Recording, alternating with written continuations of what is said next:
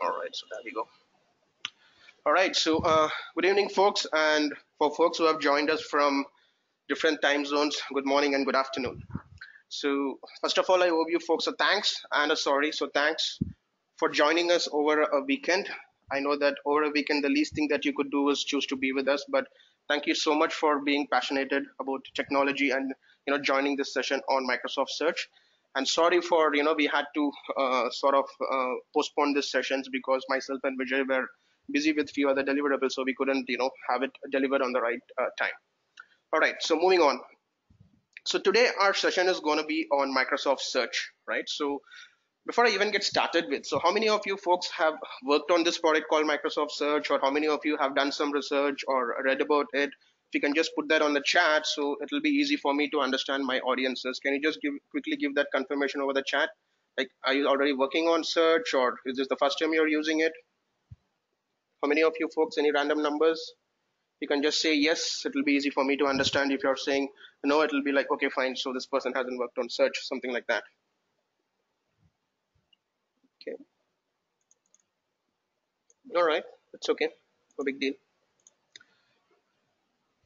All right.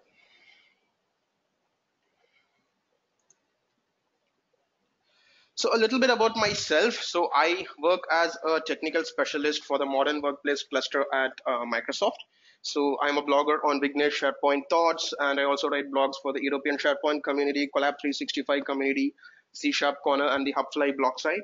In addition to that, I've spoken on a plethora of webinars and a lot of user group events, SharePoint Saturday events, developer bootcamps, Azure bootcamps, and so on.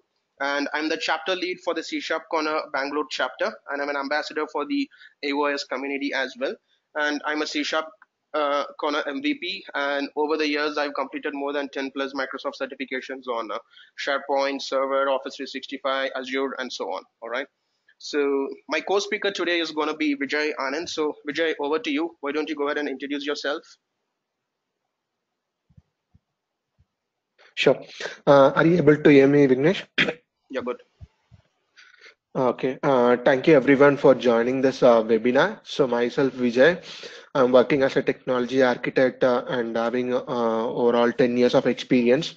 And my expertise is in SharePoint, Office 365, and Azure. And then I'm an Microsoft MVP as well as a C Sharp Corner MVP. And I do a lot of blogging and then I participate in events as a speaker. Yeah. Thank you so much.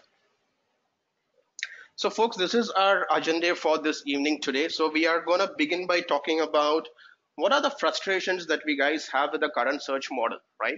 Now there are a plethora of search engines in the globe, right? And search is something which is very critical for our day-to-day work, right? So be it your personal work or be it your day-to-day job, we all depend on search in some or the other ways, right? So we are going to understand what are the frustrations that we have with the current search model, right? And then we are going to understand what is this product called as Microsoft Search, right? So if at all anybody has been working with Microsoft Search for quite some time, it was formerly known as Bing for Business, right? So we from Microsoft were having this Bing for Business in private preview for selected customers, right? And for a lot of customers have participated on that. And if at all you folks remember on Microsoft Build, we announced that Microsoft Search is going to be generally available, right? So generally available product now. And we'll be, Vijay is going to walk you through how to get started with Microsoft Search with some cool demos, right? So if at all you are not using Microsoft Search as of today in your organization, so what are the things that you need to flip on to get started with Search? How would you, let users know that Search is coming? And what are the things that you could do? What are the various endpoints to which Microsoft Search as a product flows to? So that is a lot that we are planning to do over this session. So let me tell you that this session is going to be completely demo heavy. So Vijay has got a lot of cool demos to show you folks. Then he's going to show you about the admin setup, like how an admin can go ahead and configure things for Microsoft Search so that the users can get the best out of this product, right?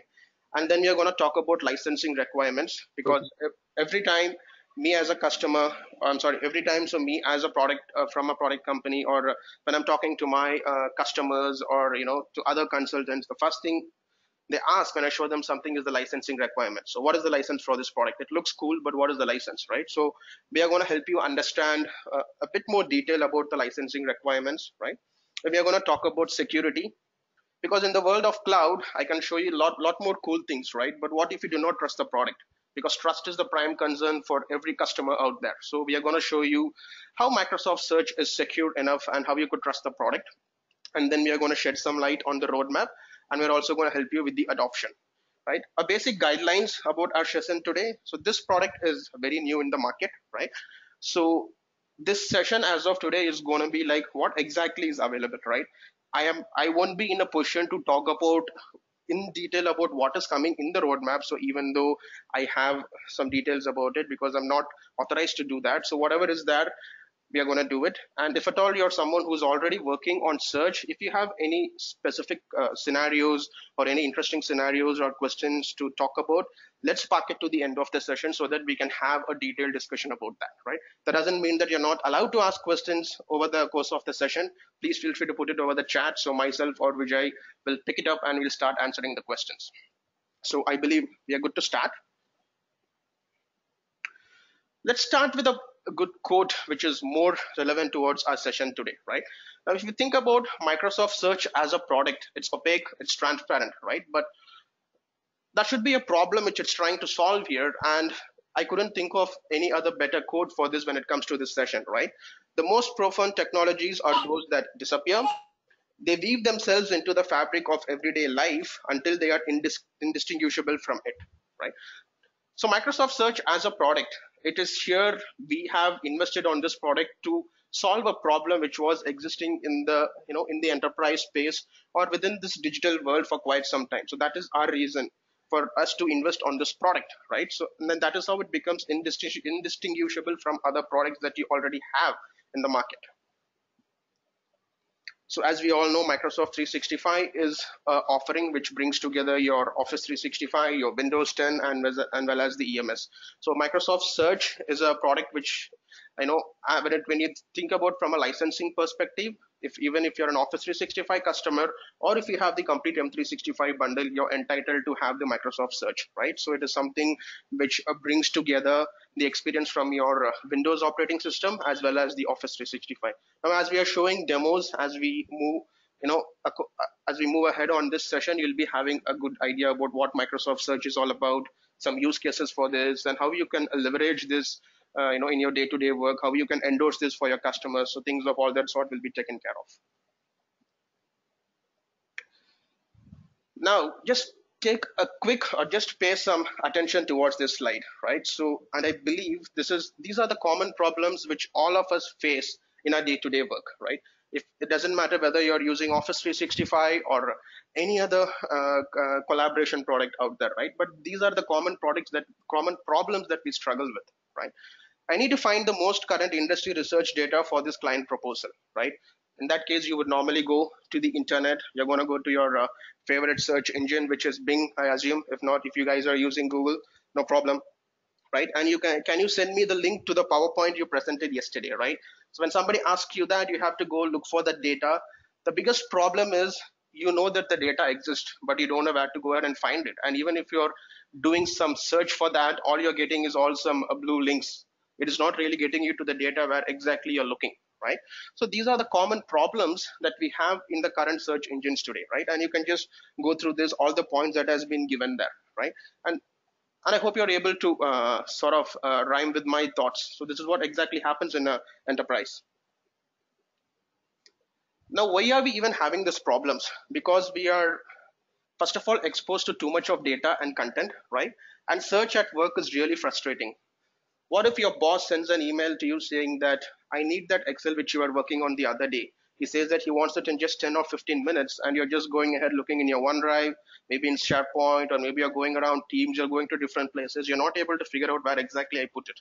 You know that it was your file. You have been working on it. It exists somewhere out there, but you're not really able to get it, right? And as the technology landscape evolves, our expectations have also changed, right? We do not want technology to behave the same way as it was few years before. Then you translate that to the world of search. You do not want search to just give you a bunch of links whenever whenever you're looking for some kind of data. You want search to exactly give you that endpoint, maybe that exactly that data that you're looking for, rather than redirecting you to a bunch of links wherein you click on that, then it takes you to some other links and the process goes on, right? So our expectation about all these cool technologies have changed. We want technology to make us more agile, right? We do not want technology to make you more frustrated. Now, how much is too much? So a current research from IDC says that 44 zettabytes of data will be there in this universe by 2020. Now that's a huge amount of data, right? And if at all you translate this or compare this with nature, it will be more than the amount of stars that you can see in the sky, right? And the biggest, and what some other research says is 50 percentage of data is going to increase every single year. Now you can just think that you will be exploited with too much amount of data, right? And 76 percentage of this data is unstructured. Now it is easy for you to look for information when the data is structured, right? When it, let's say about an Excel file, it has rows, it has columns. Think about a SharePoint list, it has rows and columns, right? It's easy for you to put a keyword and it is going to bring you that result. But what if it is unstructured? Let's say it's a video file, it's an audio file, right? Let's say if it is a flat file, let's say if it is an email message, it's quite hard for you to go ahead and execute a search query and get what exactly you're looking for, right? And today, as you know, your data is stored in multiple locations. It could be in Office 365, or it could be in some on-premises SharePoint repository, right? It could be in some of your line of business applications, right? There is so much of data around you, basically. So why is searching at work frustrating? As I already said, we are faced with multiple distant search experiences, right?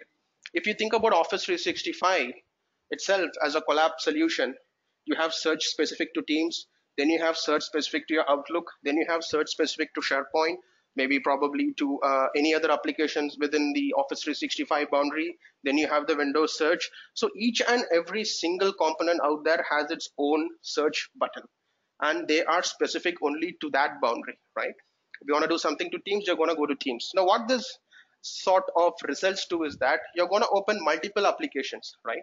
You're going to open Teams to search something in Teams, then you go to OneDrive to open something in OneDrive, SharePoint, so on. So just for you to search a single document, you have to open multiple applications and start searching it around. And you know what it really relates to, because we guys as IT folks, we are always under pressure. There is a lot of work which comes to us, and you cannot really literally waste your time looking for some basic information, right? So as I really said in the beginning, our expectations have changed, right? Now when it comes to Microsoft Search, what we are trying to deliver is a search that works for you rather than you working for search. Now what that means is, let's say you're trying to start to your office in the morning, right? And maybe you want to leave the house, right? And you started looking for your car keys. You don't really remember where you exactly left your car keys, right? You're just walking from room by room, and maybe you're just sitting and thinking. That is nothing called as, we call that as search, refining. You're going to think saying that I was in this room, I was having my breakfast there, last night I came here, I was sitting in this room, did I leave my car key on the dining table? Or probably I walked into the bedroom, did I leave it there? This is nothing but within your mind you're doing a refining, which is nothing but you are working towards search. The search is not working for you. And that is what we are trying to change with Microsoft Search. We want search to work for you rather than you working for search. Search is going to do the refining for you rather than you doing the refining for search, right? Now that is the expectation that we want to bring with Microsoft Search. Now, as a result of all these kind of concepts that I've spoken about, 20% of your time is just spent looking for data. Now, that is not me who is saying it. That is data which is coming from McKinsey, right? And what this sort of results to is, let's say today, if you have hired 5 persons, you're just going to have 4 people working for you, because 20% of your time results to 1 day of loss in a normal week, right? We're having 5 business days, and just imagine 20%, which means you're literally losing 1 day of your productivity. And when you're translating that to manpower, if you have 5 people working for you, it means that you literally have only 4 persons working for you, right? And of course, there is no wonder that companies are spending billions and dollars of money to build all these cool search environments, right? I believe a lot of people here are from the SharePoint background, maybe developers, IT pros, or architects, right? And if you think about the SharePoint landscape itself, right from SharePoint 2010, we said search, and then we brought in a component called as fast search. In 2013, search was some more better. We said continuous crawl, and then is when SharePoint Online came in, right? You remember those days wherein you would add a document and you'd be literally waiting for the crawl to run for that document to show up. I've been probably 1 day or 2 days for the document to show up. And then we had all those crazy things going on, right? And a lot of this were leading to some frustration, and that is what we are trying to solve with Microsoft Search. As I said, Microsoft Search is one single answer for all these problems. I Okay, let me just pause that video, right? So I was talking a lot about Microsoft Search, Microsoft Search, Microsoft Search, Microsoft. So I was just keep on talking about it, right? But at the end, what this really means, it's one search capability across all your applications in the Microsoft 365 stack. Now, what I mean by this is today, if you're opening your Bing search and doing your Microsoft 365 search, or you go to office.com, you go to SharePoint, the search results are going to be the same. Now, what I mean by that is, let's say if I'm going to Bing and if I'm going to execute a search query, the results which I get that will be exactly the same when I go to a Windows search and do it. The result is exactly going to be the same when I go to a SharePoint and do it. The result is exactly going to be the same when I go to office.com and do it. So we are taking out that extra application sprawl. No matter wherever you are, you just execute the search query and you're going to get the result. It could be a SharePoint document, it could be an email, it could be a Yammer conversation, it could be a team chat or whatsoever. It doesn't really matter where on which application exactly you're sitting. You just execute a search query, you're going to get that result, right? Now, when Vijay is going to show you the demo, it will make a lot more sense to you. But our end goal is one search capability across all the platforms. As I said, Microsoft Search, this has already been explained to you across all the applications using Windows 10. That is just going to be one search box and it's going to work seamlessly for you. So Microsoft Search announcement. So as of today, this is what the product looks like. Microsoft Search is now rolling out to customers in the SharePoint start page. So when I say the SharePoint start page, it is the SharePoint home page that you have in your Office 365 app, right? And then on the SharePoint sites, right? And in OneDrive. So when I say OneDrive, the thing that you need to really bear in mind is your OneDrive web version. You cannot go looking for the Microsoft search button in the OneDrive offline version, which means on your Windows Explorer, right? Then you're going to have this in the office.com, the Outlook web, then in Word, Excel, and PowerPoint desktop application too. So this Microsoft search button is also going to float to your desktop apps too. So you don't need to think that all these cool things are gonna only come to the online version of Office. No. So even in your desktop app, if at all you're running Office 365, we already have the Microsoft search button shipped there. Right? And of course in Bing.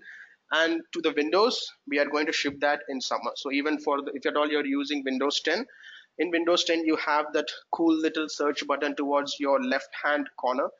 So that is going to be as a Microsoft search button hereafter, right? So I have that experience for me internally as a Microsoft employee, but then since it's not rolled out for the public, I won't be in a position to show it, but later we can talk in detail about that.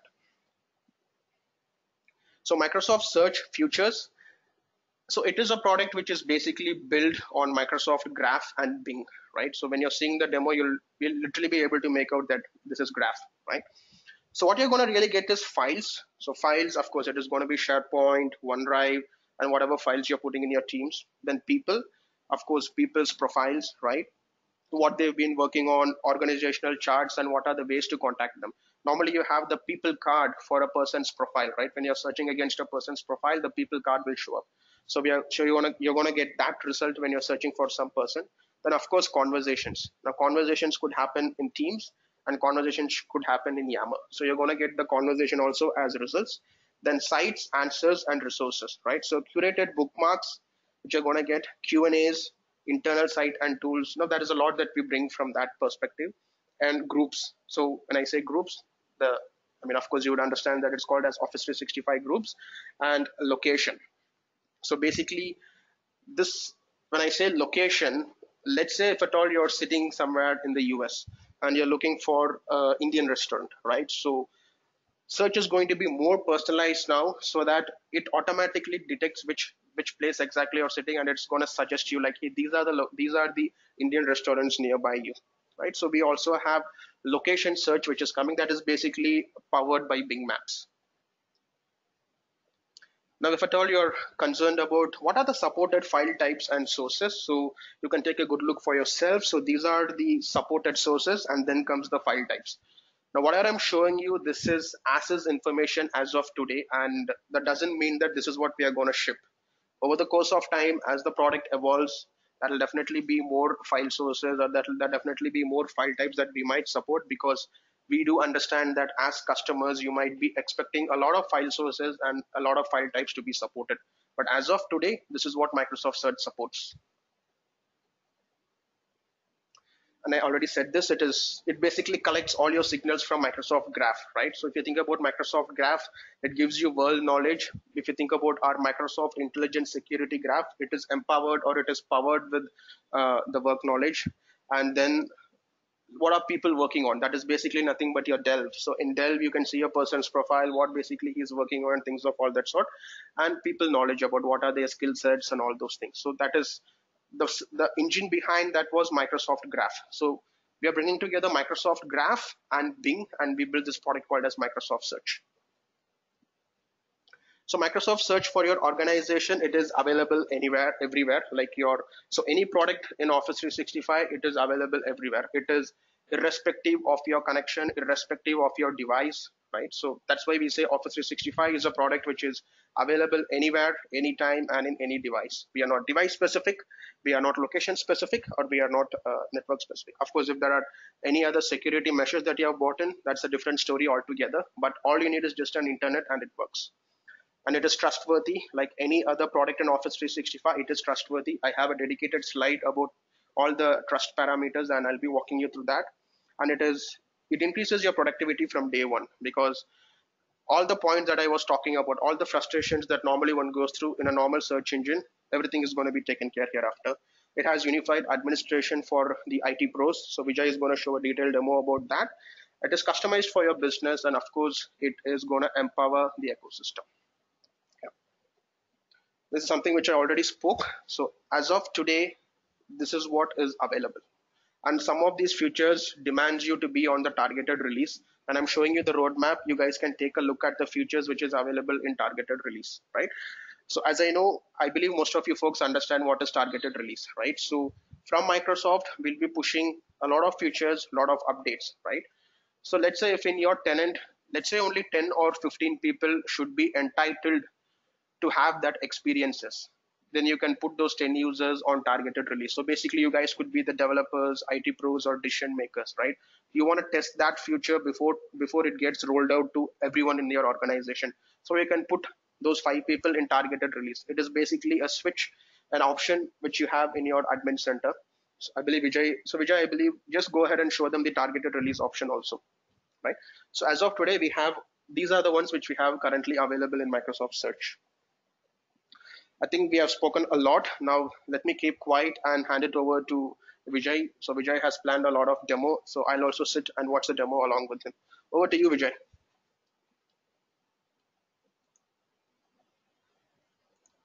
Yeah, yeah, thank you, Vignesh. Let me Thanks for giving the present. thanks for giving the overview about Microsoft Search. Okay, and yeah, so I'll just share my screen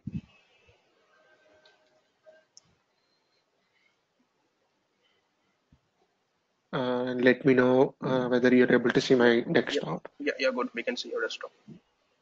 Okay.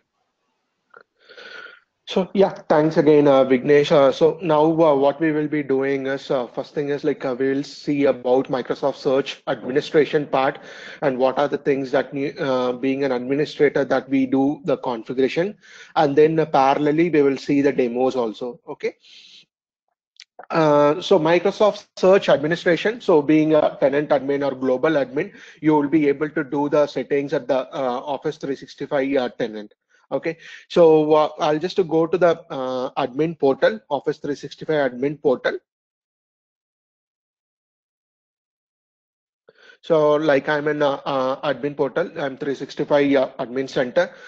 So by default, this Microsoft Search will be enabled for all the tenants. Okay, in case if you don't want, if you need to turn it off, yes, definitely you can turn it off. But by default, it will be turned on. Okay, so once you go to the admin center, on the left navigation, you can see something called settings. Under settings, you can see services and add-ins. So if you go over here, you can search for Microsoft search in Bing. Okay, so Microsoft search in Bing, I'll just click here.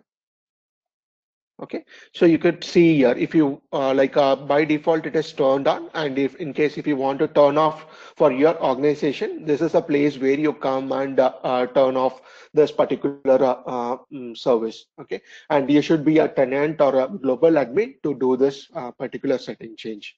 Okay, I'm not doing any other change. I'll just close this one and okay, and also next thing is like we will see what are the things that you can do as part of administrator. What are the settings that you can do it? Okay, currently if you see I'm in the new admin center. In case if I just if you are in the new admin center, under settings you can see a, option called Microsoft Search. Okay, in case if you are using the old admin center, you will not be able to see that particular option. Okay, I've just trying the old thing, and you can see here there is no Microsoft Search. So in order to see that option, you need to try the new admin center.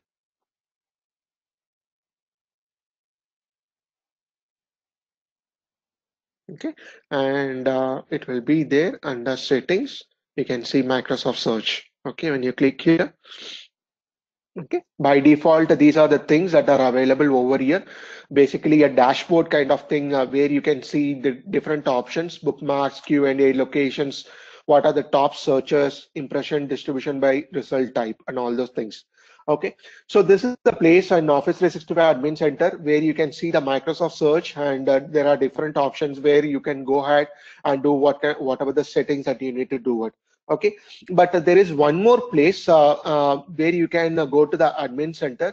Basically, like as Vignesh mentioned previously, before Microsoft Search, the Bing for Business, that is it's been renamed as Microsoft Search. So there it has having the admin portal. Okay, so we will be mostly seeing that admin portal only.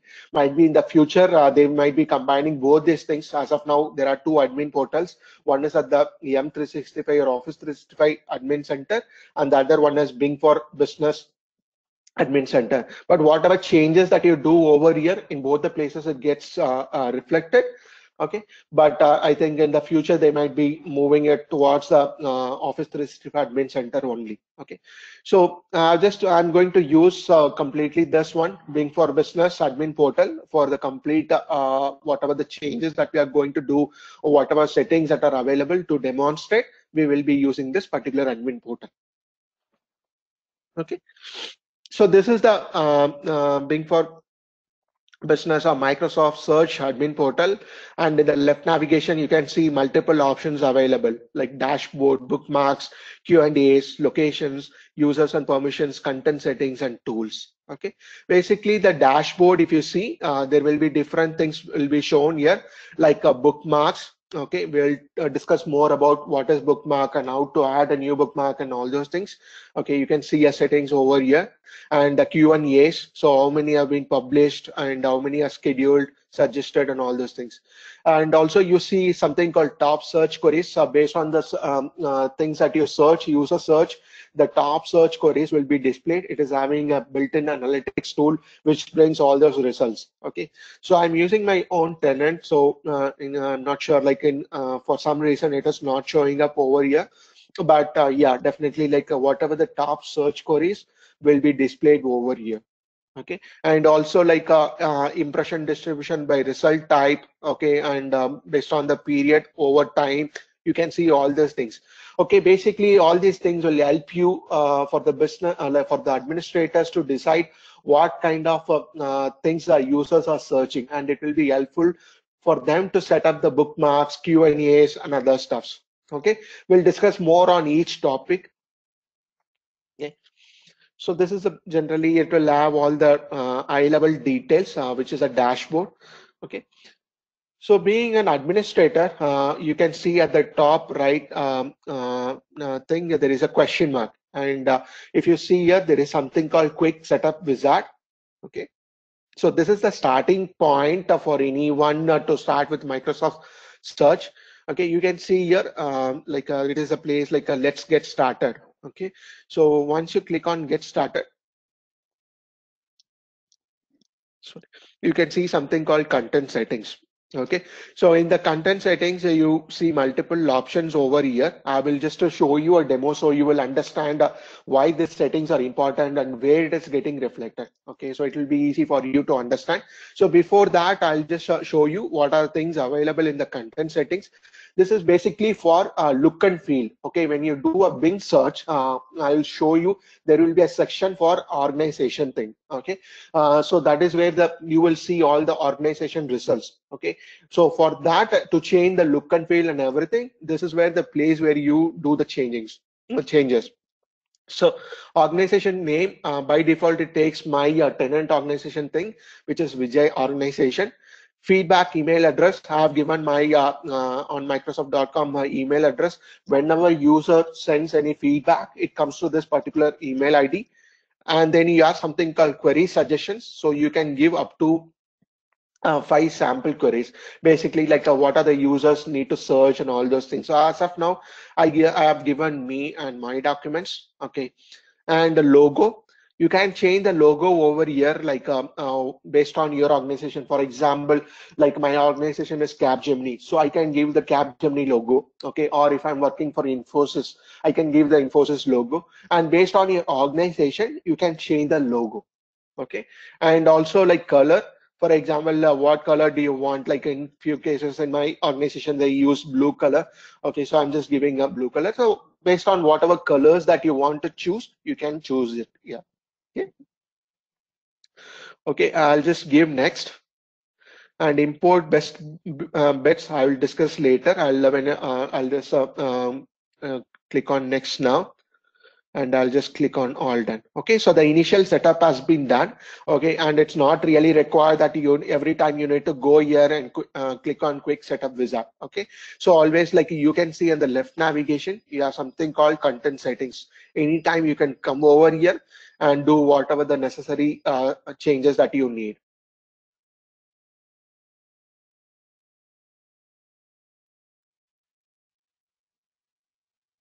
Okay, so once you have done with all the changes, definitely like you need to click on save and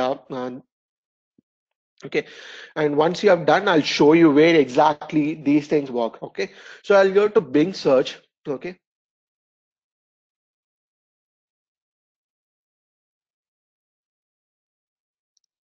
okay, this is the Bing, and I'm just going to search for some keyword flow. Okay, now if you see here, you can see this particular section. So results from Vijay organization. So these are the look and feel for this particular thing. For organization related results, we have done this content settings actually. Whatever the content settings we have given Vijay organization, so it gives show results from Vijay organization. And the color logo, if you see, I've just given a cloud search logo, so you can see here. But in few cases, based on the organization, they give their own company logos. And the color wise, if you see, I've given blue color, so whatever you see in this section will be in blue color. Okay, so this is how just for the organization results, you can change the look and feel. Okay, so when you do any search in Bing, as Vignesh was mentioning, like it will return results from all the Office 365 related services. Again, like all in the sense he has shown from SharePoint, for OneDrive, from Yammer, from Microsoft Teams. So I'll show you what are the results have been come over here. And also, when you do a Bing search, you need to ensure that you have logged in using like your school or work account. Okay, so I have used my tenant ID here. Definitely, when you do that, then only this search box will be appearing over here. This particular section will be appearing over here. So when you do the search, basically it return results from your organization as well as from the other things also. The public results also will be displayed over here.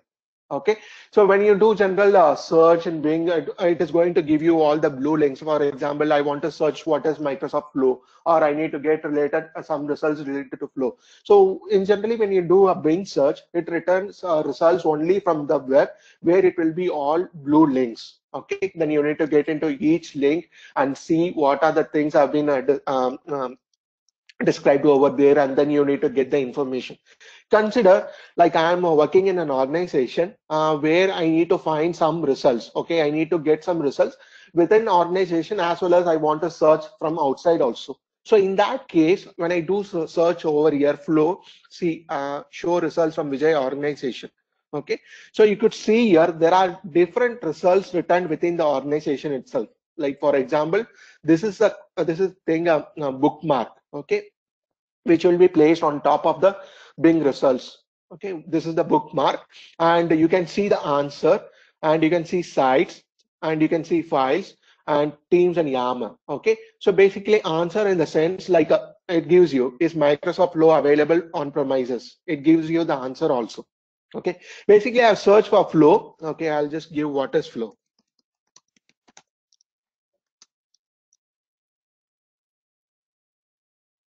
Okay, now I've just given a question. I've asked a question. What is flow? Okay, so it gives you the bookmark. Okay, directly pointing to the flow site, as well as like it gives you an answer. What is flow? Basically, there is one question. What is flow? It has to give the answer, direct answer.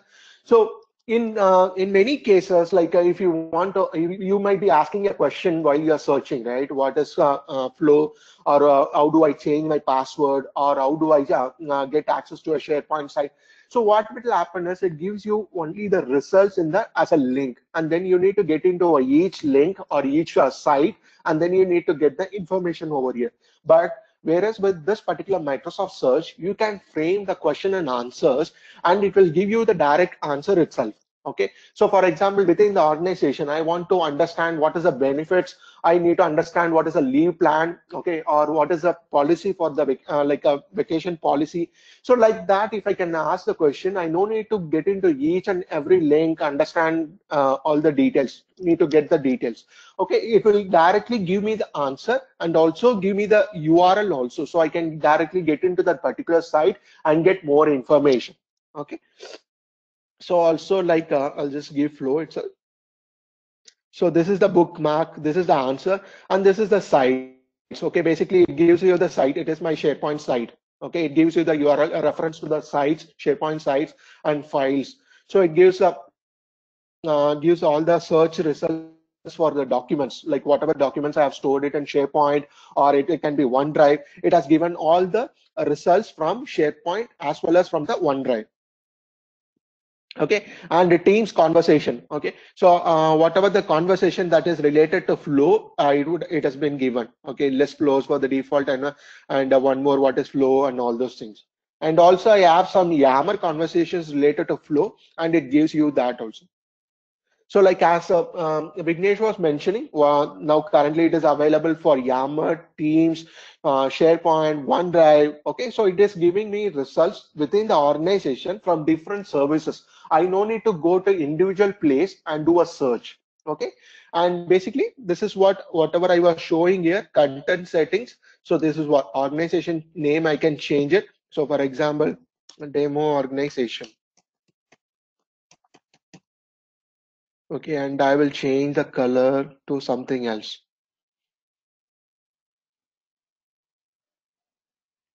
Okay, and I'll save this one.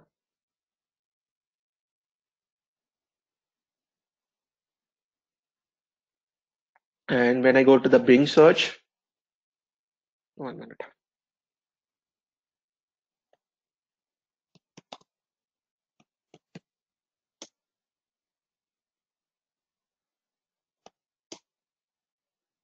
You can see the change now, right? Okay, so I'll just hide it. Or you can see that show results from demo organization, and the color have been changed to red color. Okay, so if you see, everything is changed to red. Okay, so this is how like it returns the results. So basically, when you want to do a Microsoft search in Bing, it gives you results from the organization as well as from the public website. Public web results also will be displayed. And to get this organization result, you need to ensure that you have logged in with your school account or work account. Okay, so then only it will return the results over here. Okay, so this is what it is about content settings. Okay, and then a dashboard we have discussed what kind of information is shown in the dashboard. And now let's move to bookmarks.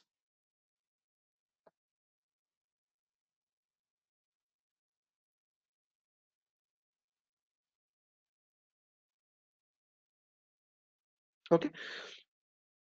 So bookmarks, like for example, like when you're working on in any organization, there will be some sort of important tools or resources or any sites, important sites that will be commonly used by the users, right? For example, like a I want to understand all the benefits of company benefits. There will be definitely a portal where you will be getting all those required information and project related. For example, I want to have, there will be always a portal where all your project related document templates will be stored, which will be a SharePoint, okay, where all those that information will be stored. So these things are on day-to-day basis, people, users will be searching for important tools or resources, and it will be really helpful if we bookmark those things, right? So in that case, you can bookmark certain sites or important tools or important resources so that people, it will be shown on the top of the Bing search. Like I have shown you over here, right? So this is particular thing that you're seeing here. It's a bookmark. I have already created this bookmark for Microsoft Flow. So that's why when I search for something, search for Flow, it gives that bookmark first. Okay, and it is easy for the users to just easily navigate with the help of the bookmark. Okay, so okay, so before yeah, so this is a bookmark. So already by default, if you see, you can see multiple options over here. One is published, one is draft, scheduled, and suggested. Okay, first I will go with suggested one. Okay. You can see Microsoft itself suggests few bookmarks by default. Okay, I have not created, I have not suggested these things, or I have not created these things, but Microsoft itself suggests few things for your organization. For example, as I mentioned, benefits, which is required in all the organization. Okay, so they have given this as a suggested bookmark. So what I can do is I can edit it, but the URL is not provided. I can update the URL also. Okay, and then you can see all the keywords available for that. Okay, and also you can see a few common things, HR related, facilities, careers. Okay, these things are really important in each and every organization. That's why they have given it as suggested bookmarks. Okay, so what I will do, I will create a new bookmark. Okay.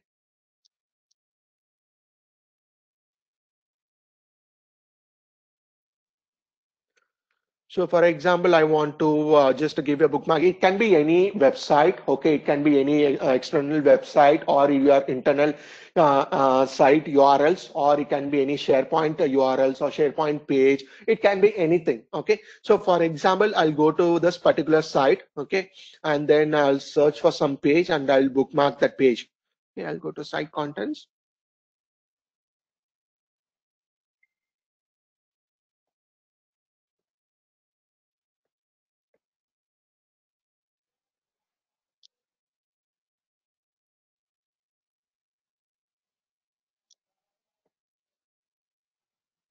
Okay, so for example, I have something called PNP PowerShell. Okay, this is just a SharePoint page I've created. Just consider it's kind of a wiki page or something like that. Okay, and where all the information about the PNP PowerShell it's provided. Okay, just consider that in your organization you might have a different wiki pages or knowledge articles where you can go and find a lot of information about a particular product within internal products or something like that. So here I've just created a simple page called PNP PowerShell, and I've just given some information about that PNP PowerShell. So I feel like this will be I can bookmark this one, which will be helpful for the developers, IT people to understand or learn more about the PowerShell. Okay, so what I will do is I'll just copy this URL. Okay, I'll go to this admin portal and enter the bookmark title. Okay, and I'll just put it as SharePoint PNP PowerShell. Okay, I'll enter the URL of this one. And if in case if you want to provide some description for this bookmark, you can provide it. And the keywords. Okay, so basically when users search, right, it will be helpful for them to get the results. So what I will do, I'll just put PNP PowerShell. Okay, SharePoint PNP Okay, like that you can give a number of keywords that will be related to this particular bookmark. Okay, and the reserved keywords, you also have something reserved keywords in case if you this will give the result with the best match. Okay, for example, if you type PNP partial, it gives only one result, which will be pointing that particular page. So in case if you have such kind of keywords, then definitely you can give it. Okay, or else you can just leave this one. I'll just given the keywords alone, which is a mandatory field, and title is a mandatory field, and URL is a mandatory thing. Okay, once I have given that, there are certain settings available over here.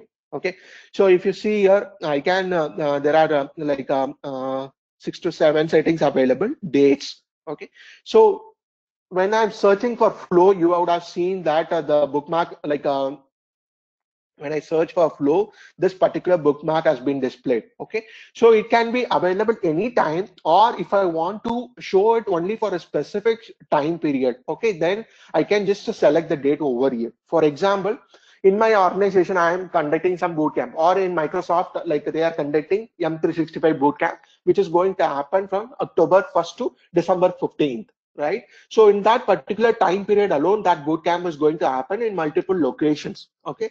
So in that case, when someone search for that particular keyword within the, like a M365 developer bookmark, so only from October to December 15th, I want to show that in the bookmark. And after that, once the event is get over, I no need to show that because it doesn't make sense for me to show that particular bootcamp, right? So in that case, if you want to show some bookmark for a particular time period, then you can choose the date over here. Okay, so I'll be choosing this particular thing. I want to show this only for a particular week or particular month. Okay, so I am going to show this only from today to till this month alone. Okay, just consider this is like a kind of some boot camp or something like that. Okay, so I'm just giving like particular start date and end date only during this particular time period. This will be shown as a bookmark in the search results. Okay, and also I have country or region. In some cases, again, as I mentioned, that M365 bootcamp is going to happen from October to December 15th, and it will be happening in India, okay, or it will be happening in multiple locations. But I want to show that results only to the people who are in India. Okay, so what I can do is I can select the specific countries or regions also. Okay, I want to make show this particular bookmark only for India or only to US. Okay, I can select the countries from here. Okay, and I'm not going to do it. I'm just going to be available in all countries or regions and groups. Okay, so who has to see this one? Who has to see this bookmark, particular bookmark? So is it going to be like it is going to be shown to a complete organization or only to a specific group of people? Okay, like specific security group. Okay, so when I select specific groups, so you can see that search a security group. I don't have anything over here. Okay, but in case if you want to target it only for a specific security group, then yes, you can target the result to that specific security group also. Okay, and I'm not going to change that also. And also device wise also you can specify these things. Okay, whether it has to be shown in all the devices or only to a specific device and OS. So if you see this drop down values, so I want to show this result or bookmark only to PC Windows or PC Mac, mobile iOS. Okay, so you can see all those things, mobile Android. Okay, if I am accessing Bing search or if I'm doing the Bing search and I have logged in using my school account or work account, and I'm searching from Android phone. I don't want to show that result. I can restrict it from here. Okay, so you have the settings to target towards a device or iOS device and OS. Okay, and also you have something called targeted variations. Okay, so I'll just click and add a variation. So in case there is a scenario where I want to select a device, I want to show only in PC Windows and to a particular country.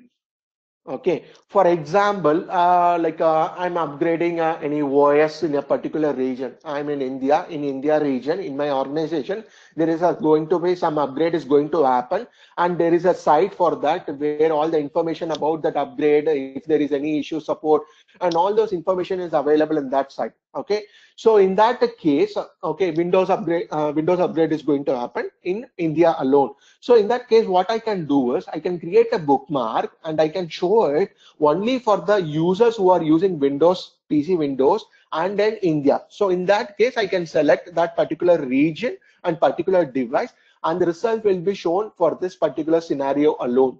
Okay, so in as I mentioned, if I'm going to do an upgrade, a Windows upgrade, PC Windows upgrade for India region alone, so I want to show this bookmark. This would be an example, or this would be an option where you can do that. Okay, so I'm not going to do that. I'll just close this one. Okay, and also there is one more option where you can add a power app also.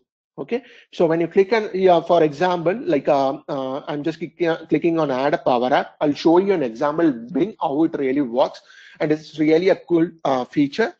Okay, so if you have developed a power app, okay, consider that I have created a power app for creating an expense report or for applying a leave.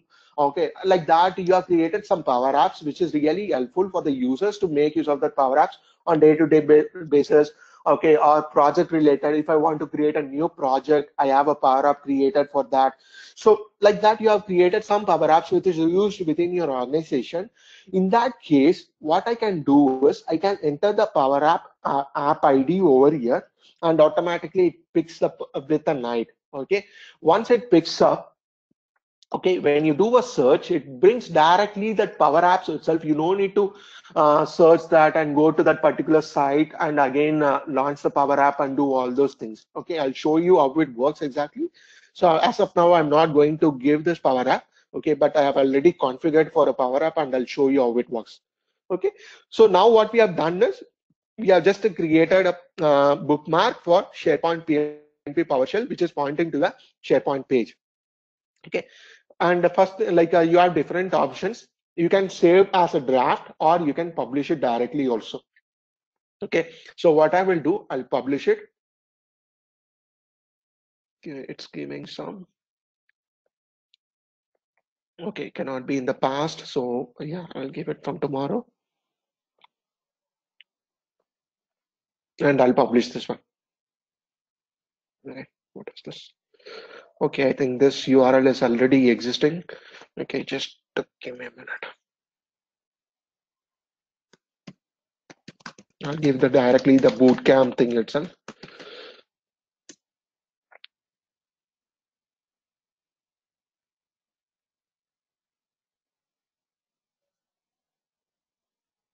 I think I have already added this as a bookmark, so that's why it's giving. So what I will do, M365 Developer Bootcamp.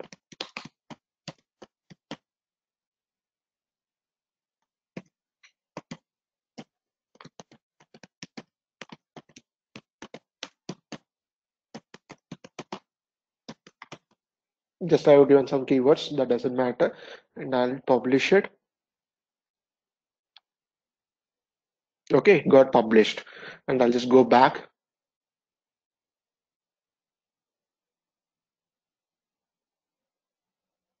And you can see that it will not be available as part of published. You can see it under scheduled part one. Okay, if I go to scheduled, I can see the M365 Developer Bootcamp. The reason is the date we have selected, right? For a particular date alone, this has to be available. So when you select the date range, then it will comes under the scheduled one. Okay. Draft is if you have added any bookmark and save it as a draft, you can see it over here. And all the published bookmarks will be available here. And the suggested will be here. Suggested by default, Microsoft has suggested around close to 16 bookmarks. And the one thing I just suggested it, I'll tell you how users can go and suggest a bookmark also. Okay. So now if you see when you search for what we have added, M365 Developer Bootcamp. So now if you go and search for this one,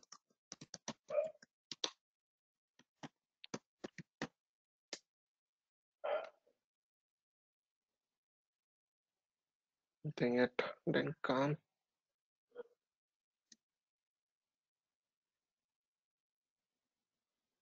Okay, I think it takes some time.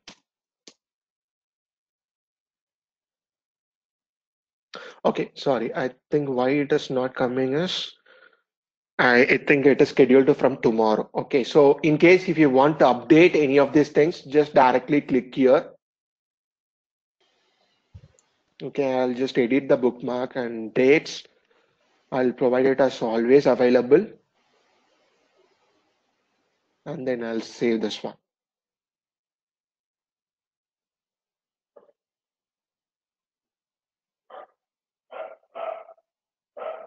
Okay, now I can see 28 published and it is available in the published one.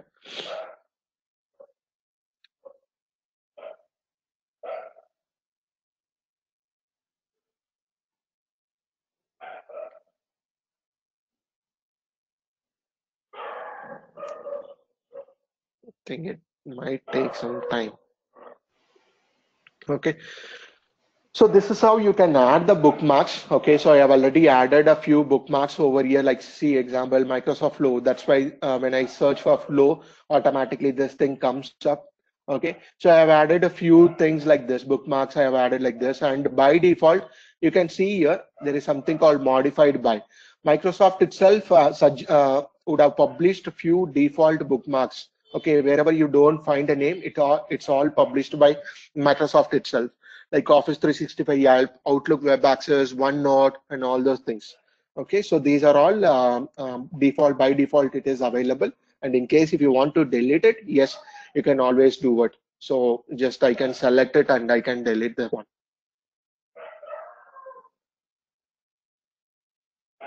Okay, so this is how you add the bookmarks, and also like you have an option to import and export it also. Okay, so for example, like if you want to import it, like you can always download the bookmark template.csv file. Okay, and once you download that, you can update it and then import it back. Okay, for example, I have already have that file. Oh, 1 minute.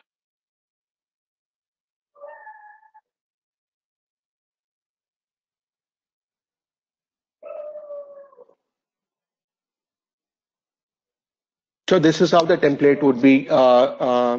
Like import template would be. This is just a CSV file where you need to fill certain details. So in case in your organization, like when you're initially setting up, I want to add 50 or 100 bookmarks, then you no need to go and manually do it one by one. So in that case, you just create download the CSV file, which is a template, and fill details like this. Okay, like for example, uh, like I have just created this one, MS Teams development. You need to provide the title, you need to provide the URL, and what are the keywords that you need to add it for this particular bookmark, and status like you would have a draft published, so that is a status, that is a state, and you're going to add the description, reserved keywords, whatever we have seen through the UI. All those options will be available as part of the CSV file. Okay, so you need to enter all the required details and you can save it, and then you can import it back. Okay, so once you import it, it automatically picks the values and it will be adding the bookmarks automatically over here. Okay, so like just a few sometime before I just added this one. Okay, so Microsoft Teams developer. Okay, yeah. Yeah, so I've just added that one sometime before. So whatever you want to add it, you can just update it over here, like a published, mention all the required fields, okay, and add all your bookmarks and upload this template, and it will be automatically creating the bookmarks in the admin portal. Okay, similarly, like you have an export option also in case if you want to bulk update something, you can export it, okay, which will give you all the details in an Excel sheet. You can update the values and import it back also. Okay, so this is how you create the bookmarks. Okay, and so these are the options available. These are the different status: published, draft, scheduled, and suggested. And by default, Microsoft itself suggests few things, and it has published a few bookmarks, which will be really helpful for any organization. Okay, and you have an option for import and export.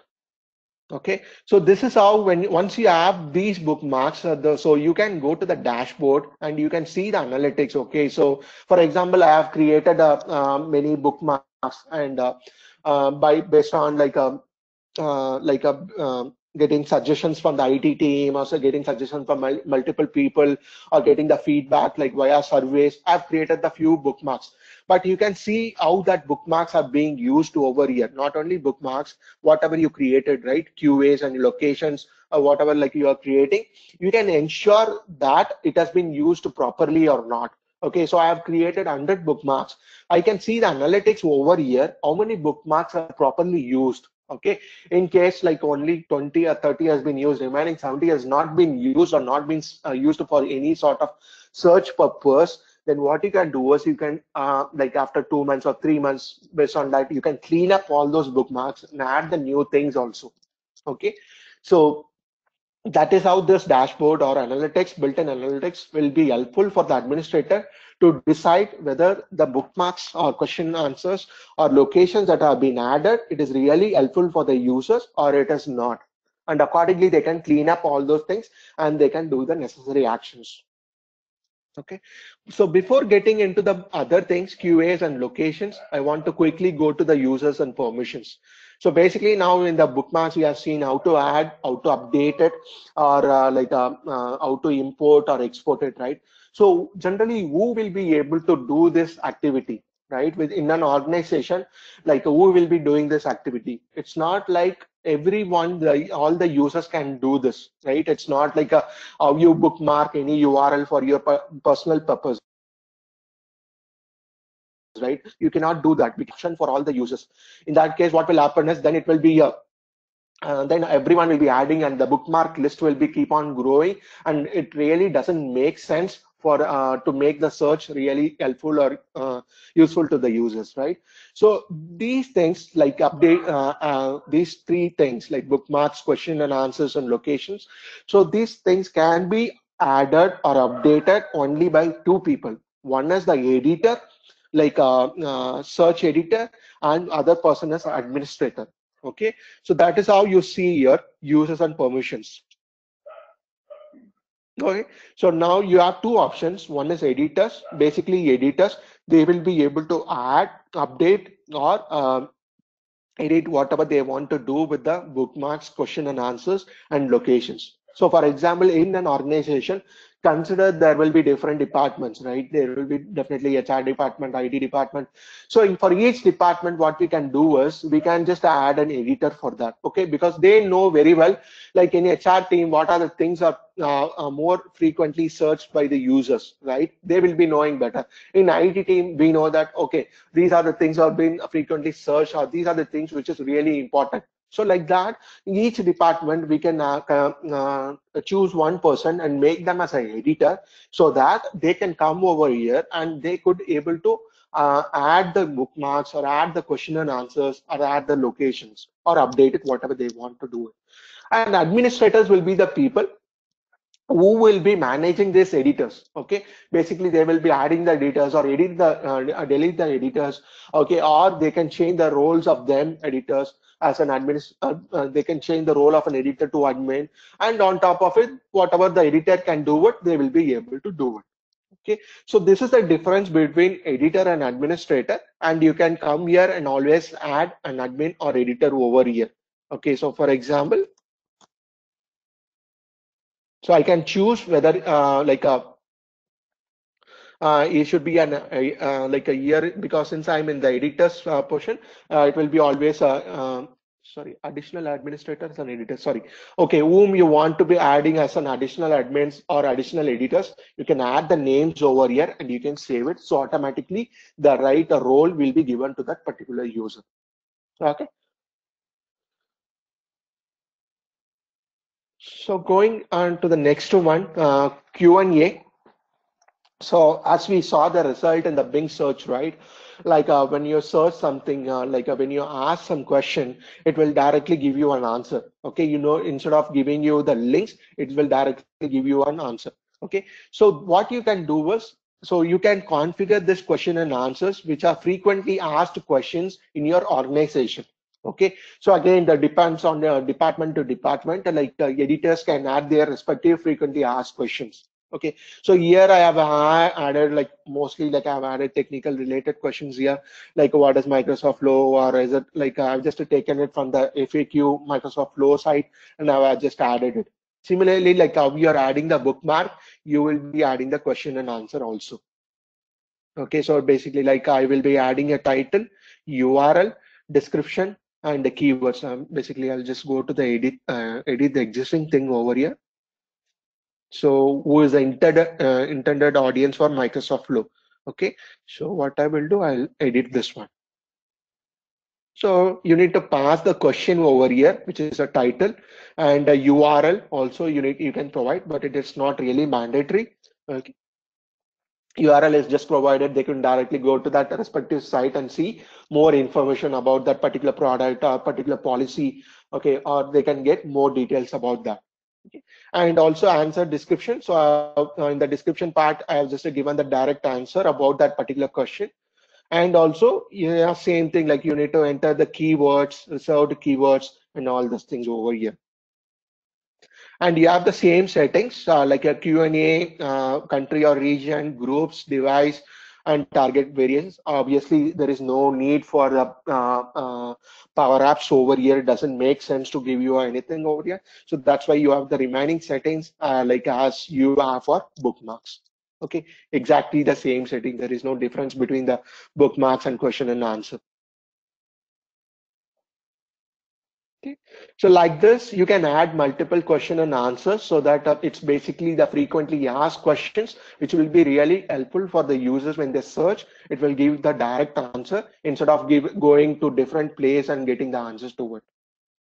Okay.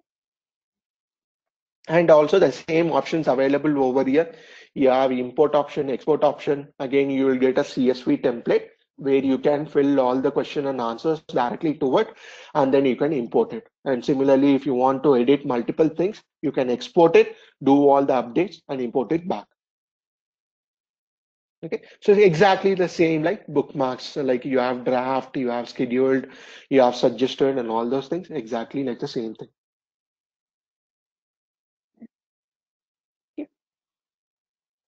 Going to the next one, locations. Okay, so similarly, like as Vignesh was mentioning, right, locations. So basically, in my organization, like I want to search address of a particular, like for example, I want to search Microsoft location in New York City. Okay, so what I can do is I can add important office locations as a in this particular thing, and also building locations or everything, like which gives you exact map also, so that you don't need to go and search for the address, and you don't need to go to the map and do all those. So no need to go to different places basically. Okay, so what you can do is basically I have just added a few locations over here which I feel like it is important for my organization. Okay, for example, Microsoft Office New York, or I want to have some restaurant details, New Jersey restaurant, Microsoft Office US. Okay, so like you can add the locations over here. So when you basically search in the Bing and it gives the locations. Unfortunately, I'm not sure when I do a Bing search over here, I'm not getting that particular location. Okay, but that is how it really works. Okay, so once you have the locations added over here, it will be showing you the Bing search results. Okay, so same thing, like when you click on add location, so if you see over here country or region, you can select country or region, and you can enter the address, location name, same thing, keywords and reserved keywords over here. Okay, and as Vignesh was mentioning, still the feature, like they are keeping things in this Microsoft search. This is the initial phase where they have started doing a lot of things in that. So few things are basically, as of now, it's not working properly. Like for example, like if you want to add any address in the United States, it works properly over here. Again, this is based on my demo, which a thing which I was trying to do it. I found that, but again, I might not be 100% sure. Okay, so here, like when I do add any US address, it works perfectly fine. The reason is United States address will have proper number, and it will have a number, street name, and then it will have a city, and then state, and the zip pin code, right? So it exactly works here. But if I try to give any India address, it doesn't work, because in India address you will have different things added to it, building number and all those things, right? So I was not able to save it, but again, like they might be updating all those things in the future. Okay, so like this, you can add multiple locations, and exactly the same like bookmarks and question and answers. You have an option to import and export it also, where it will be like you can import a CSV file if you want to add multiple locations when you are setting up the Microsoft search. Okay, and exactly the same thing that you have the things like published, draft, scheduled, and suggested, and all those options are available over here. Okay. And just forgot to mention one thing, like I told, like regarding the Power App, right? So I'll show you that one also. So for example, I've just added a bookmark called vacation. Okay, and then I've just given the Power App ID directly. Okay, if you see here, I have given the Power App ID here. So you can see here, I have given the app ID, and automatically it gives up with the night. So how it works is like I'll go to the Bing search.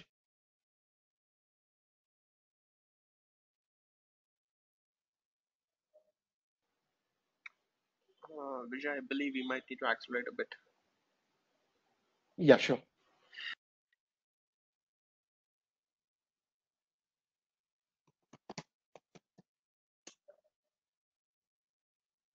Okay, so when I search for vacation, right, as I mentioned, it just directly gives you the Power App itself.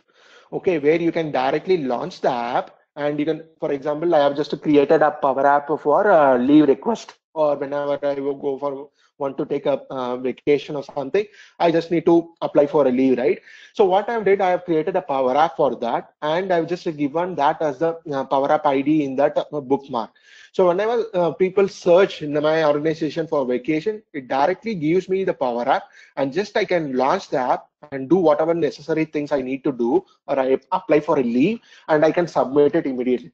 So I no need to go to the different site and then again go to the particular apps. Don't need to go to different place or do multiple clicks over here. I just search for vacation. It gives in the organization results, directly gives me the Power app itself, where I can just do whatever I need to do and submit it. Okay, so this is how it is really helpful when you have the Power Apps, and you can directly give it to a bookmark thing. Okay, and like you would have seen, right? I was showing you the bookmarks where there is a suggested bookmarks are available. So from where you can give the suggestion, right? For example, I am the end user. I feel like there is certain site which has to be bookmarked, which because it has been used by multiple users, and it will be really helpful if this has been made it as a bookmark. So being an end user, since only the administrators and editors can do all the changes, right? But so being an end user, I need to suggest some link. Okay, so if you see here, you have a feedback option over here. Okay, so feedback, like I have a general feedback. So when you click on it, it just to give the feedback to the Microsoft team itself about the Microsoft search. Okay, so this is one thing, like a user voice kind of thing. Another thing is like I want to suggest a bookmark being a user. Okay, so I can click here. Okay, and I want to, for example, Google. I'm just giving you a sample, but yeah.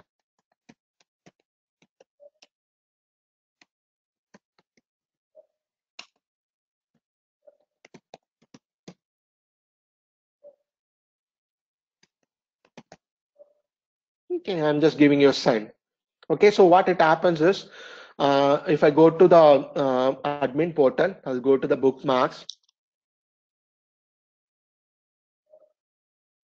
suggested.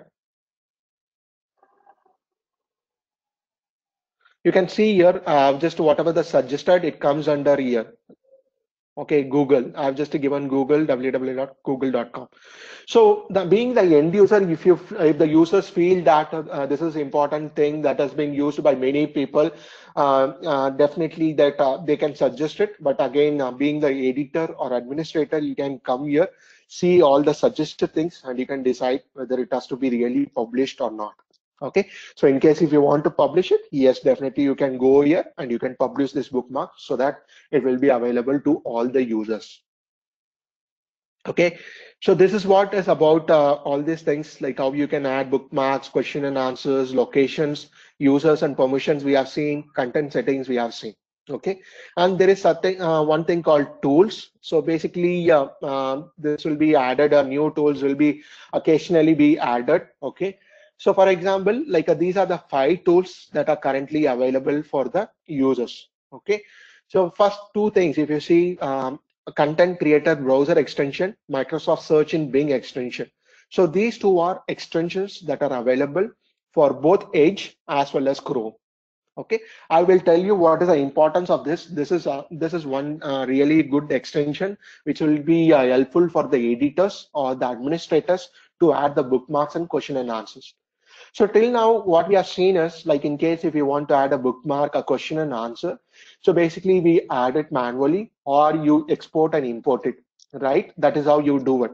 Consider that I am using like a so for these things, right, when you add it manually or even when you're importing or exporting it, basically you need to fill all the required details. Like for example, bookmark title, URL. You need to think about the keywords also, right? You need to definitely you need to think about a lot of keywords. I have just given one or two, but in the real-time scenarios, you need to give a lot of keywords for that particular bookmark. Similarly, the question and answer also, right? So this extension really help the editors to avoid all those things by adding manually. Okay, for example, consider that I'm going to a public, it can be any public site or intranet or portals, it can be anything. Okay, so for example, I'm going to Microsoft Flow FAQ. Okay, this is a public website. This is a public website. Okay, I'm being an editor or being administrator. I'm in this particular site. Okay, so I'm seeing a lot of question and answers over here. Okay, I just want to add these things to at my admin portal as question and answers to the Microsoft Search admin portal. So I can add it everything like a manually. I can copy and paste it. Okay, but I need to think about the keywords and I need to do it manually. Okay, so what I'm going to do is I'm going to make use of this extension now. Okay, so Microsoft Search Content Creator extension. Okay, I'll just open this extension. Okay, so this is mainly for the editors and administrators and not for the end users because it will not allow for the end users. Okay, so now if you see, I'm in this particular site, it's a public website, and see, when you have two options, add a bookmark or add a question and answer. Okay, add a bookmark. So if you see, automatically it picks up the title, frequently asked questions, Microsoft Flow and Microsoft Docs. It picks up the URL and it also gets a keyword. Automatically, it gets all the keywords, really Microsoft Flow, data flow, service, business, and all those things. Okay, so in this case, it gets all the values, and in case if you want to update it, definitely you can, whatever you want to update it, you can update it, and then you can publish it over here. So it is easy. Like if I'm working on any internet portal or any SharePoint site, and I feel like this has to be bookmarked, which will be really helpful for the users. What I can do is I can just directly go to that particular portal and then use this extension and add it as a bookmark. The only thing is like important. It makes easy for the editor or administrator to enter all these details automatically. You need to think about the keywords and all those things. It automatically populates with the help of artificial intelligence, which is running behind the screen, and it gives you all the required details. And similarly, when you are in the portal, when you're in a public website, or even consider that if you have a SharePoint list also, where I have question and answers, there also you could make use of this add Q&A. Okay, so now if you see add Q&A, these are all questions in this particular page. It is all question and answers. So if you see, it automatically go to the content in this page and it gets all the question and answer. It's not only what is my, you can see there are 24 questions available here. Okay, you can just click on next, next, next, next, next, next. Okay, so what you can do is you can save all to draft. Okay, so what it happens is it will be all these questions, all 24 questions will be saved as a draft in the book and the question and answer session in Microsoft Search portal. Okay, or you want only certain questions to be added, definitely you can just go and either you can save it as a draft or you can publish that particular question alone. Okay, so this is how this extension is really helpful for the editor as well as for the administrator. Okay, so for example, as I told, if I go to any SharePoint list, okay, I'm going to a SharePoint list directly.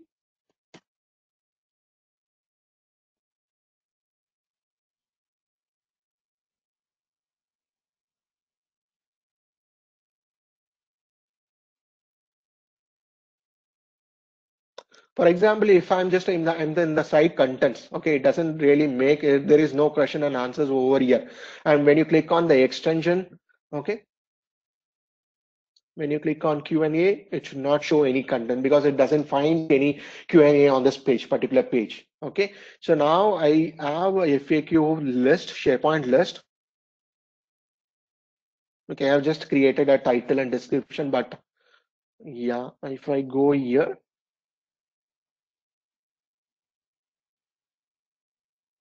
yeah, even it doesn't take because it doesn't look like a question. Okay, I think I've created one list. Yeah, Microsoft Flow FAQ. Yeah. Okay, so if you see here, I've just asked the question and answer over here. And then if I go to this and click on the extension,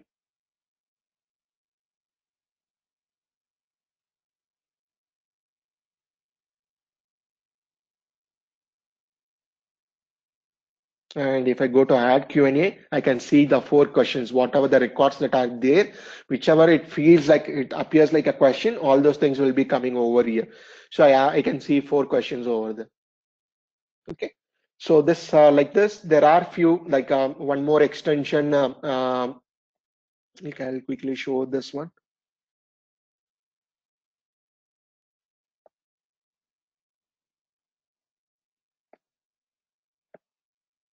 So like this, you have one more extension called Microsoft Search in Bing Search extension. So you can you have a search from anywhere. You can do a search. You have that search extension available. Okay, and also you have a window. And this one for single sign-on, Windows 10 and AAD. And also you can import a top SharePoint queries as bookmarks. So for example, um, oh my God. Okay, in this tools, you have something called import top SharePoint queries as bookmarks. So this is basically a SharePoint PowerShell script available. Okay, what it does is these are the 3 activities that basically does. Okay, so it downloads all the top queries accessible from SharePoint admin portal. Okay, it gets all the top queries first, and then it runs the SharePoint search for each of the top queries, and based on which you can decide these are the bookmarks that you can add it. Okay, so basically you're getting all the top queries, searching in that against a Microsoft SharePoint search and getting the results and seeing that whether those results can be made as a bookmark or not. Okay, so a complete script is available. I'm not going to run that script. Okay, you can go through that script and you can make use of that one. Okay, and similarly, you can have import the SharePoint promoted result query rules as bookmarks, but I think I've just imported it, but it's just showing for me scheduled. I just need to look into this and I can give you further details regarding this particular thing. Okay, so this is the admin portal where you do all sort of search related settings. Okay, so this is where you come being an administrator, you do all this kind of settings, and you have already seen that how the search works in Bing. Okay, I'll quickly show in the other sites also. 1 minute. Okay, so I have shown you the search results related to Bing, right? I've given you all the details related to how the Bing search works.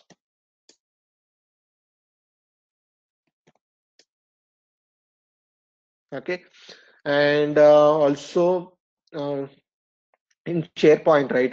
Sorry, Vignesh, I have just one quick thing regarding SharePoint alone. I'll give them a quick idea on that, and Sure. then you can carry on Yeah. because that is important for most of the people. Okay, basically for SharePoint alone, I'll just give you the quick overview. Okay, and so basically in SharePoint, right, you have two things. One is a modern search experience, and the second one is which is basically in SharePoint Online. Microsoft Search works as a modern search experience in SharePoint Online, as well as you have a classic search experience. So these two experiences are available with respect to SharePoint Online. Okay, one is like a but both are on by default. You cannot turn it on. Being a search administrator or being a tenant administrator, you cannot turn it on or off either of these two things. Okay, both of them will be available. Okay, and where you will find these two things. Okay, one is like as I'm telling, modern search experience and the classic search experience. So where you will find these two things, right? So first thing is modern search experience. When you go to any modern site, okay, when you go to any modern site,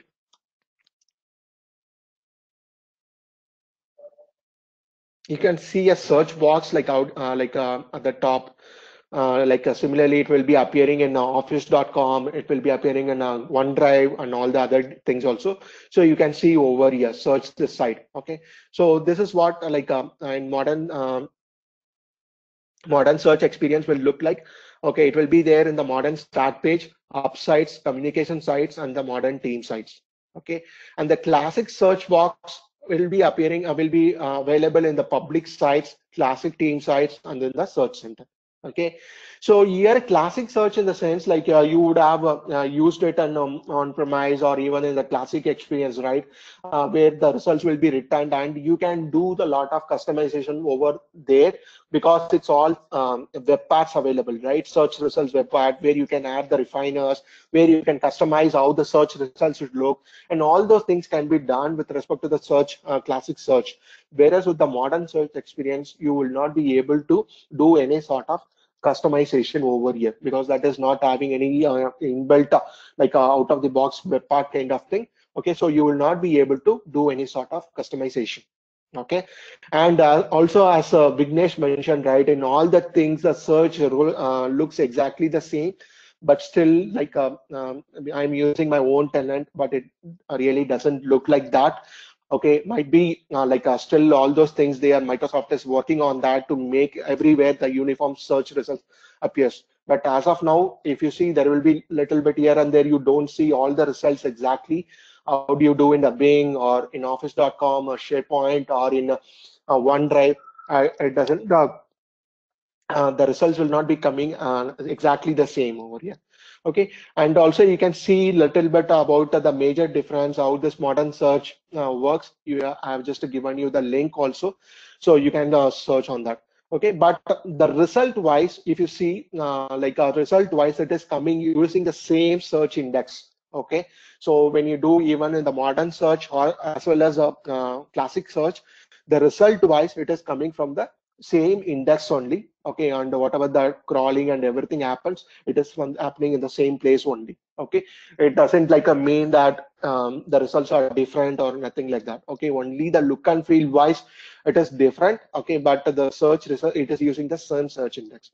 And also there was one question related, what about hybrid search, right? So yes, it supports hybrid search also, if you have data in on-premise and if you have data in SharePoint Online. So in SharePoint Online, if you do search and if you are getting results from the on-premise, obviously the same search results will be coming for the modern search also. Okay, so as I mentioned, both modern as well as classic search use the same index and all the crawling and everything is same. So hybrid also works here. Okay, and in the mobile also you will be seeing this option. So Vignesh, I think you can quickly walk over them through the slides so that it will be pretty much easy. All right, sure. So thank you so much, Vijay. So folks, just a few more slides which I want to show you. We are just already out of our time. So I'm just showing my screen now. So can you see my screen now? Yeah, I'm able to see. All right, so fine. So just moving on. So as Vijay was talking about, so I believe Vijay was showing you the experience over the. Let me quickly get to my slide here. So Bing has been shown. So SharePoint, he was showing about what are the results that you would be getting when you're using the SharePoint search. But what you need to bear in mind is, as of today, the Microsoft search bar experience is not same across all the applications, right? So we are slowly working on shipping the Microsoft search experience to all the applications, right? So the office.com, the office apps, the Windows search, they already have it as of today. But that's not the case when it comes to Teams or somewhere like Yammer. So we are just trying to make sure that everything is streamlined. It is scheduled in the roadmap, right? And so in your SharePoint mobile app, you would have an option called as Find, right? So if you see here towards my right hand side, we are giving you a small preview of how it is going to look like, right? So this is how it is going to look like in the near future, right? But for now, this is please bear in mind that this is not yet available for the rest of the public. So it's going to take some time to show up for you folks. So Microsoft search in office.com. So this button here. So when you go to www.office.com, you're opening your the Microsoft search. I'm sorry, the Office 365 start page. This button is already shipped, so this is nothing but Microsoft search data. So I won't be able to show my tenant. It is a production tenant, but then if you can open your tenant today, and if you already have search turned on, you already have this running for you. So this is the Microsoft search button there. You just click on it, you're going to get results from everywhere, right? So Microsoft search in Office apps. So just to quickly show you what it looks like is, let me just get rid of this. You see this button here. So this is my PowerPoint Office app, and I can just quickly, so this is nothing but Microsoft search on the back end. It gives me people, suggested files, everything. So everything is available there, as you can see on the screenshot below, right? And so Microsoft search in Office online. So what I was showing you is the Office app and the Office online. As you know, when you're opening a document on the Office online mode, right? We'll be shipping that search experience there as well, so that you can take advantage of the Microsoft search bar there as well. Microsoft search in Outlook, it's already there. You can take a look at it. And in Windows, this is yet to come for you folks. So this search bar, as you see here, so this is also going to be a Microsoft search experience. Now, as I choose here, if you can just see this, you can see all the different options given to me. Right? I'm not going to search any content, but then this is what the experience is going to look like. Okay. And people search in Microsoft search. So when you're normally doing a people search, it's going to give you the people card of that person, and we are also working on giving the LinkedIn profile details also, because today, in Azure Active Directory, if you go to the Azure AD portal, you have an option to import people's profiles from LinkedIn. So it's going to go get that as well, right? And then so Vijay has done a wonderful job in explaining the complete administration piece, so I'm not going to spend too much of time there. So I believe he has enough more than what was expected, right? So the last thing which we want to say is, so how does this component called as Microsoft Search work? So what is the AI going behind this, right? So there's nothing but, of course, it's AI. So, and we are using this AI to learn common superflows phrases. So what I mean by this is, just think about this statement. Can I get some more extra space? Once again, I'm going to repeat it. Can I get some more extra space? So can I get extra space is more than enough, or can I get space is more than enough. So what it means is you're asking for more space. So what if I can eliminate words such as more, extra, and all? Those are called as superfluous phrases. That is the exact same thing in how Microsoft search works, right? If you take a look at here, when a person is trying to type how to change my password, the intelligence behind Microsoft search is only gonna look for change password, right? So it's gonna make sure that your intent is not being your intent is not disappearing, but it is going to remove all those extra words, those superfluous phrases, and it is only going to focus on what really matters. And based upon that, it could be how to change your password, what are the tools available to change your password, could be anything, but the keyword there is change password, right? And when it comes to security, there has been a lot of questions about security. I see a couple of persons on the chat asking about, hey, what is this thing? Because I'm just going to bing.com, which is a public website, and I'm trying to put a result. It brings results from internet. It brings results from intranet also. It is bringing results from my Office 365. This seems to be a problem with this. So what you need to understand is, let me just quickly walk you through this link here. I have this rightly opened here. Let me just quickly skim you through this. So Microsoft Search as a product is secured by default because we are using HTTPS. So this is a publicly available link. I request you folks, please go through it and read it and have an understanding about the security piece. And the authentication and authorization is done using Azure Active Directory, which means unless and until you're signing in with your Azure Active Directory account, you're not going to see those results. And whatever you saw on the web version of it, that is the exact same experience if you're using the Bing mobile app also. So just download the Bing mobile app, sign in with your Azure Active Directory, and you're going to see the same behavior. And it uses single sign-on. And this is the key here. It communicates with the trusted cloud from browser. So it is tier C SOC 2 compliant because it clearly says when a user is signing in with their work or school account, Bing is going to download the necessary client libraries to the browser to enable Microsoft search results. Then is when they search in the browser, it's going to do basically an API call, and it is going to get all the results, and that's what it's going to do basically there, right? And permissions is a prime concern. So we are not taking away the permissions. Let's say if you do not have permission on a given SharePoint file, it won't show up for you. Now that is the case across all the entire Office 365, right? So if you are not having particular permission for a given file, or if you're not supposed to see that, the result will of course not show up for you, right? And the next thing here is it protects users. So this is the really key piece because it is bing.com and I'm getting work results and as well as public results, right? So what happens is all your, when it comes to the logging, whatever work results that you're doing, it of course gets logged, and within 18 months we are purging that data. We are not keeping that data with us, right? And nobody from Microsoft, and from Microsoft we do not have any visibility on what you as a customer are searching. We cannot even look into that, right? But that may not be the case with any other consumer product, because as you know, as you're performing common searches in Google, of course, yes. So you can just see that, okay, these are the common searches, and of course it is quite possible for anybody to do reverse engineering and get into your data, right? So that is not the case with Microsoft Search. We keep our logs, and our logs are purged every 18 months, right? And when it comes to, and the best part here is search history. We are not capturing your search history, meaning today if you're doing a search from your Windows, that history won't be saved when you're signing in from a mobile device. So that search history piece is not captured, right? And advertising, we make sure that we are not using your data to advertise, right? And of course, a component such as Microsoft Search is GDPR compliant. Of course, Microsoft was one of the first organizations to stand up and say that we are going to make sure that our cloud solutions are GDPR compliant, right? So we ensured that. So Search is also GDPR compliant. We welcome you to go ahead and read the article in detail, and by default, it is multi-geo enabled as well. So please spend some time going through this link so that you can, you have a very good understanding about this product, right? And when it comes to the requirements, so these are the licensing today for you to run Microsoft Search. Now, the keyword here is your organization must have an Office 365 tenant, right? It is not something like an end user license wherein you have to go ahead and grant him a license, right?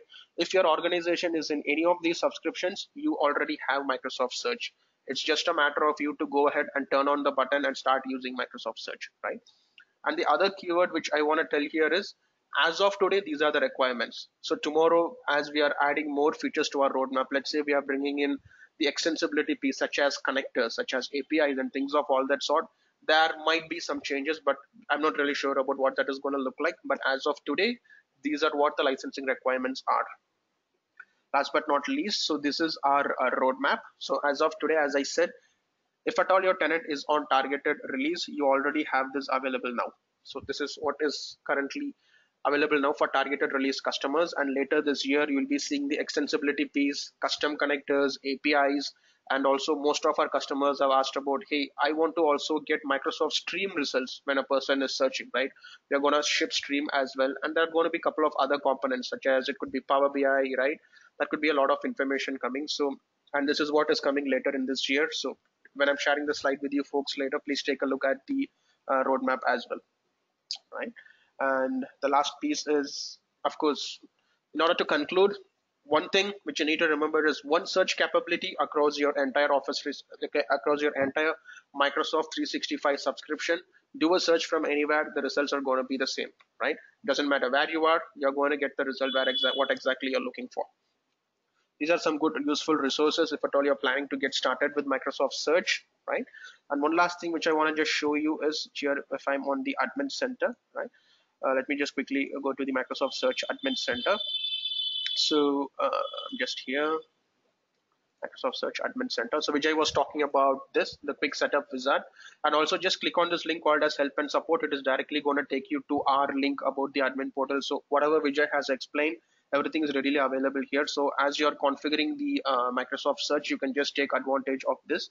And if at all you're interested in providing feedback to Microsoft, or if at all you are interested in being a part of the Microsoft Search community, the link is readily available there, and you can just, we welcome you to be a part of this journey, join this, and please provide your feedback. So feedback is very important for us, and we'd love to hear from you. So that's all I have. So thank you so much for your time. We've been talking about for close to 2 hours now, and thank you so much for being so patient. It's now time for questions. If at all you have any questions, please go ahead and put it on the chat. So hopefully by tomorrow morning there will be a blog post going out with the PPT as well as the recording of this session. So if at all you want to let your friends know or to share the same with your peers, please feel free to do that. Thank you so much for your time once again.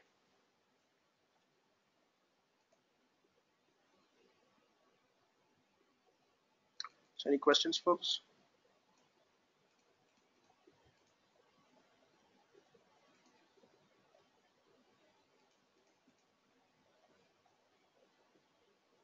Hey Vignesh, this is Samir, and I would like to ask, is there any way we can use scripting languages to manage these search things, like PowerShell or PNP PowerShell? As of today, we do not have anything like that, but maybe in the near future, you can expect that could be. I'm hoping that that could be a PowerShell specifically released to manage Microsoft Search. But as of today, we do not have anything like that. Okay, thank you. Yeah.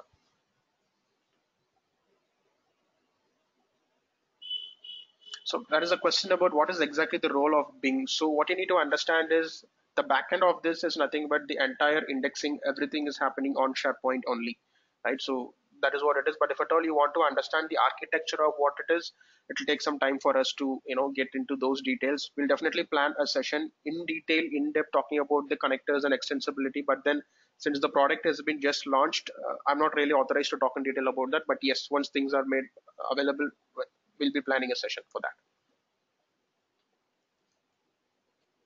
Vignesh, I came across one situation or some scene where you or Vijay told that Mhm. the targeted release could be limited to a set of users inside the tenant. Can you please show in any of the admin center, Sure, or sure. you have? I had to show that. So let me just go here. So if you go to this organizational profile, right? So this is where I'll be seeing the release preferences. So what you need to understand about the release preferences is this. So this is an interesting article about the release preferences. So this is our cycle. This is how we launch any features or any services from Microsoft, right? So Ring Zero is nothing but the product team, the future team. The way it works is there is a product team, and inside the product team there are teams only for specific given features, right? So Ring Zero is for the future team, then it goes to the Office 365 team, which is the product team. Ring 2 is Microsoft. We as people would be getting that future. Ring 3 is nothing but the targeted release, which is here. So if at all your Mhm. tenant is set up on the targeted release, I'll just go here, I'll click on edit. It's gonna ask me this. Release track standard means it is going to be standard. I mean, you won't be the first person, or your tenant is not going to be the first tenant to get it, right? Now, targeted release for everyone is as the product gets released, as we are announcing it for the targeted release customers, your tenant will be getting that future. Now, targeted release for selected users here. Maybe you do not want this to happen to everybody, right? Should not be a scenario that everybody is seeing something new and they started coming to IT, raising help desk tickets, trying to understand, hey, what this is, right? So in that case, you can just select a specific set of people, and you can. So it gives me an option to add the people here. So it could be you as the Office It, 365 admin, some more developers, and you welcome them, all and I can kind, give you. it is applicable to all kind of releases. Like Yes. we saw a 365 view photos or images being able to be uploaded in SharePoint Online, which was not possible earlier. Mhm. So like those things, all releases will be in that Yes. category, or Yes, like. yes, yes. So when Okay. we say that these are the set of features which are now available for targeted release customers, yes, that will flow to you. But then you need to understand that it comes tenant wise. It will be starting somewhere in the US, and then it will be flowing to across all the tenants. Okay. Yeah. Okay, thank you. Yeah. All right. So If no more further questions, so we'll be, and thank you so much for your feedback. So we had to extend this session, but I believe it has been really worth your time. Myself and Vijay will be definitely planning one more session on the extensibility and on the customization piece of search. We are just waiting for Microsoft to make it publicly available, and after that we'll be planning that session. Have a good weekend ahead, and thank you so much for your time, folks. Bye bye. Okay, thanks, Thank Vignesh. you. Thank you. Thank you.